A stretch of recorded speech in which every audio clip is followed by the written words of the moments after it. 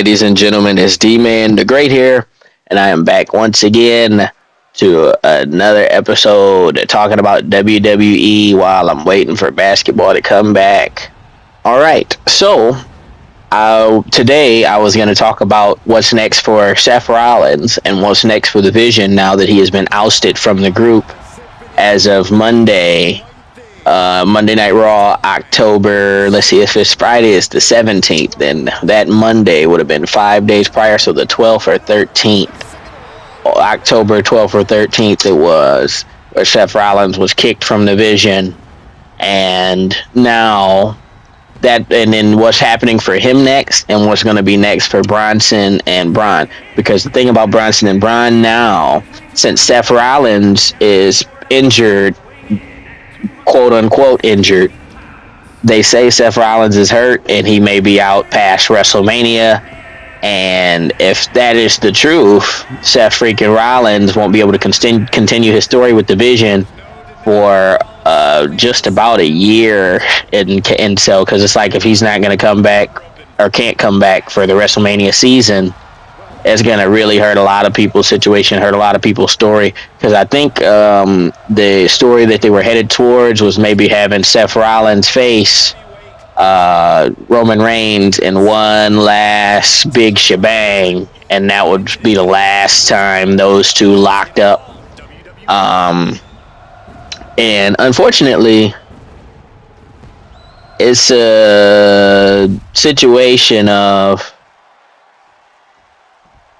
Seth Rollins being gone destroys everything that is sort of in the works right now, because Bronson and Braun now have to stand on their own, and they either have to start winning right away or they have to start making some major moves, like they have to start adding people to the faction. Because the thing is, the logical story going forward was going to have the Vision in War Games with another one or two people against the babyface squad, which would probably have included CM Punk, Roman Reigns, LA Knight, and all of that stuff like that, right?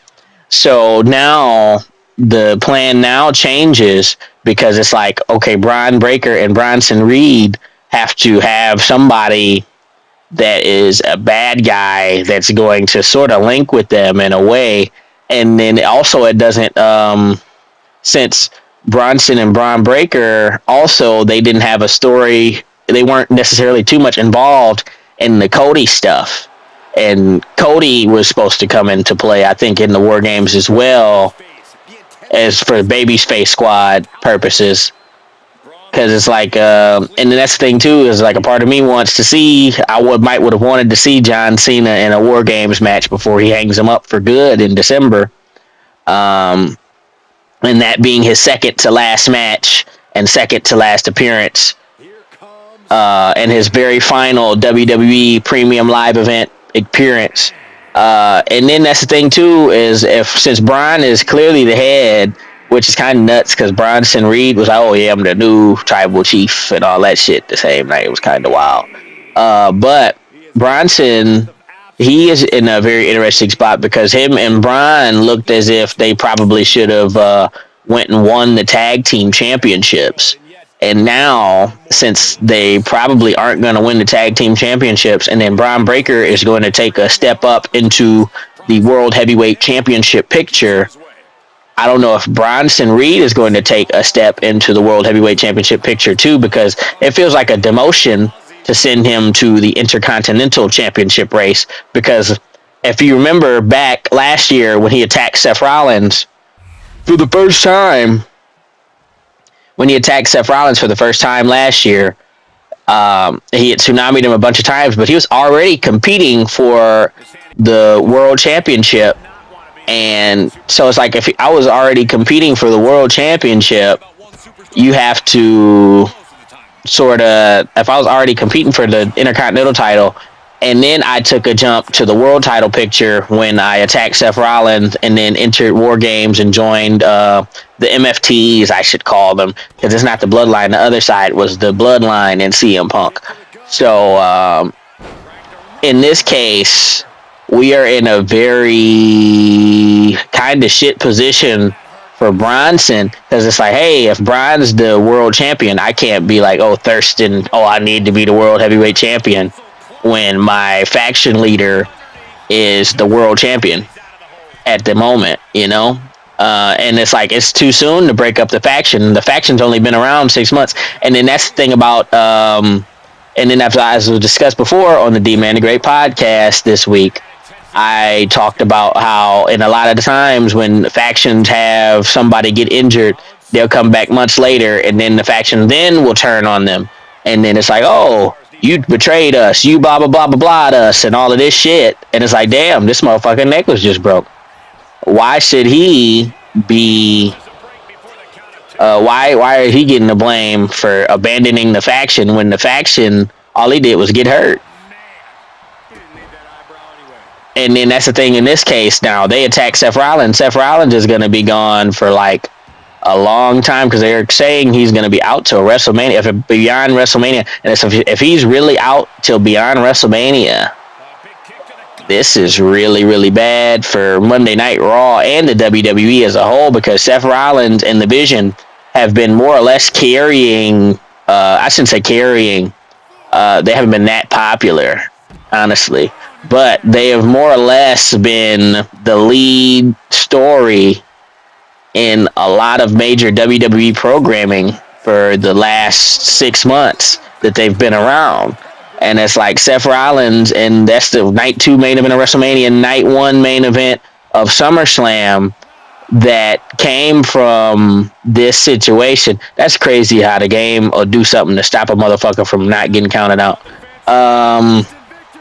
But this is a situation that is pretty dire for us. This is a situation that I'm going to actually make a video about who's going to be the next world heavyweight champion. And I'm going to include 4 contenders like I did for, I shouldn't say, I didn't include 4 contenders for the women's world championship back when they did that. I just sort of put Naomi in the match there. But I'm going to make another video who should be the next WWE world heavyweight champion. And with that video, I want to talk about the contenders and why they should or why they would deserve a win and what sort of stories they could get from it. And so I'm not going to necessarily go into Bron Breakker's story going up to this point, but I do want to mention that Bron Breakker did in that gauntlet match to get a World Heavyweight Championship opportunity back when CM Punk got his opportunity to face Gunther at SummerSlam in night 1 main event. He had sort of Bron Breakker sort of ran through that gauntlet, and then he beat some of the top names on Monday Night Raw. Like he ran through like 3-4 of the top names on Monday Night Raw to get that opportunity at the World Heavyweight Championship.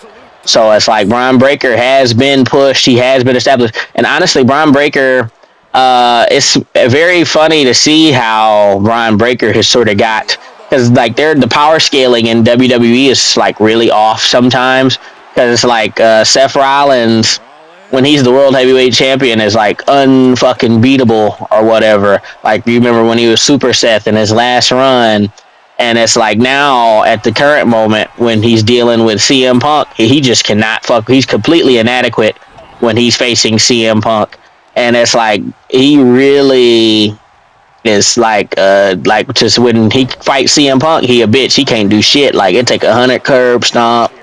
It take 100 curb stomp. It take a go to sleep, all of that. And then he still don't win the match. And that was my major problem with Seth and CM Punk in 2025 since they've been having matches this year. And it's like, shit, what do you do in this case? Because he's completely inadequate versus CM Punk. And it's like CM Punk goes over most people, now, especially nowadays. CM Punk does not really lose that often. But at the same time, shit, CM Punk beat the whole fucking Shield in a 3-on-1 handicap match in like 2013. So can anybody really be? And then mind you, this after he lost to Brock Lesnar.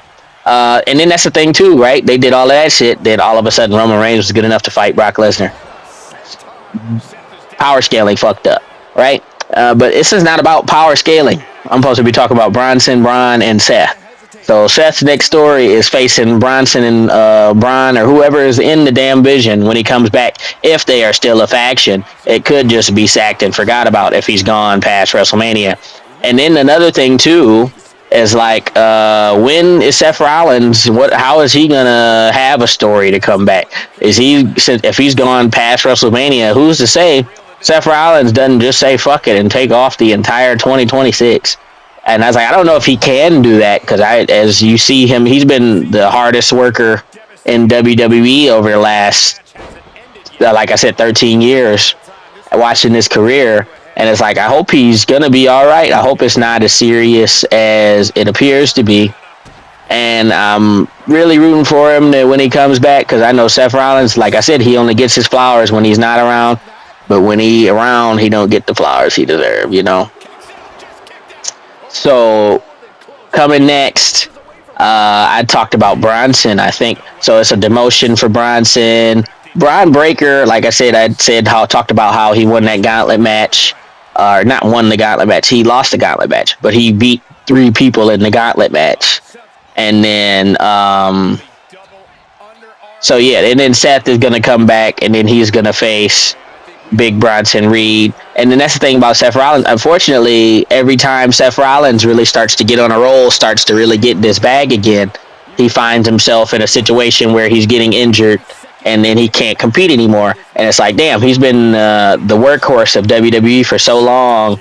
And it's like both his knees aren't really doing, like he had the knee issues over the last few years. And then now it's a shoulder thing from doing a certain spot. It's like Seth Rollins really can't catch a break. And it's a shame, too, because it's like, as such a great performer, you don't want to see somebody, I got hurt here, got hurt there, because you hope for him to sort of be able to see the last little bits of him as long as we have him left in his peak. Because it's like we only have so many years left of Seth freaking Rollins. He's been around for 13 years already, man. And it's like, when 13 years, he might have another 10.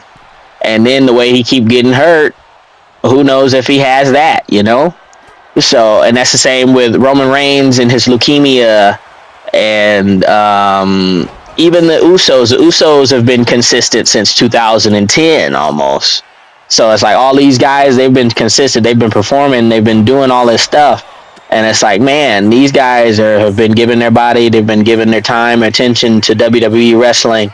And it's like, with seeing all the legends from the 2000s, like Samoa Joe and CM Punk and John Cena, AJ Styles, all these dudes getting up and getting ready to retire. And it's like, shit, some of the guys from the 2010s, the guys that carried the 2010s, all of these guys, like if you look at Kenny Omega only has a certain amount of time left.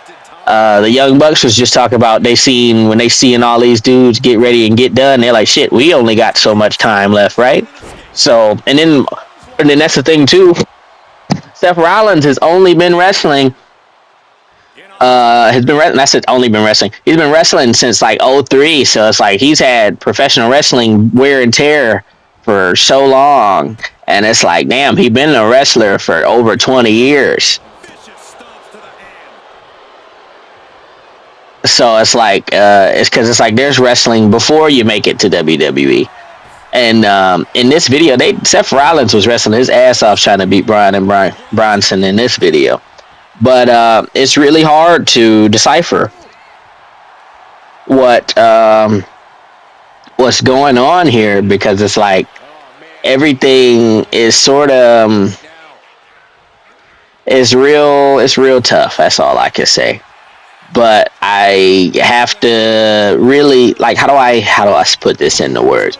Is the World Heavyweight Championship picture and Monday Night Raw is about to get very mixy, and then I'm gonna do the tsunami like fucking Wade Barrett do. And that was the match there.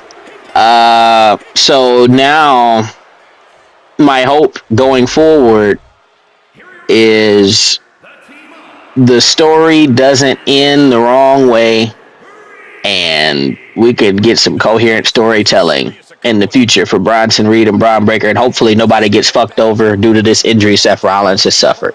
And I thank you guys, and I'll catch you guys later.